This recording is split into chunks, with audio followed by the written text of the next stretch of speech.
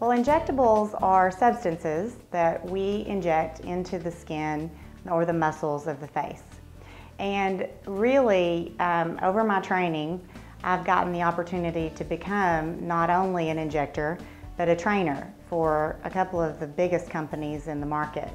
Allergan, which is the maker of Botox and Juvederm, I'm a national trainer for them, which means that not only do I train the people that work for me, but I train other physicians across the country in how to use those products and how to use them appropriately.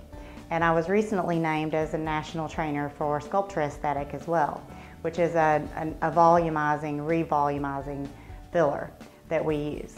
And so really it's very exciting because getting to be a part of these big companies and getting to learn from the best injectors in the world has allowed me to really bring the things that people are doing in Los Angeles, in New York, in California, and really even across the waters over in England and Europe, all of those fantastic procedures that now we can do here in Northwest Arkansas.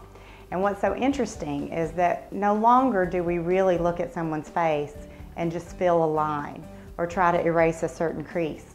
We actually look at that person's face and see what's happened over time. Is it loss of the fat of their skin? Is it loss of the muscle underneath? Is it just overall collagen damage or photo damage? We can really assess the person's face and determine what's causing that wrinkle that they don't like. And instead of just filling that line, we're actually rejuvenating the entire face so that they don't look unnatural, they don't look like themselves with just a little line filled in. They actually looked rested, rejuvenated, and like themselves 10, 20, sometimes 30 years ago.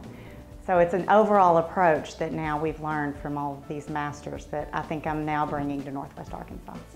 It is very artistic. It's very exciting because it's a very customized and individualized approach. And I think novice injectors will never be able to bring that to a person. And that's why I'm so excited to get to do this every day, because I get to bring my expertise now to each person's individual face and try to really accomplish their overall goal specifically for them. I think what's so interesting and what we've learned over the last few years is that the skin doesn't just sag. The skin sags, of course, but it sags because you've lost volume in several different layers. You've lost volume in the bone of your skin over time, you lose volume in the muscles, you lose volume in the fat, and then the skin itself just gets damaged from sun damage. So all of those factors work together to cause the skin to sag and wrinkles to occur in the skin.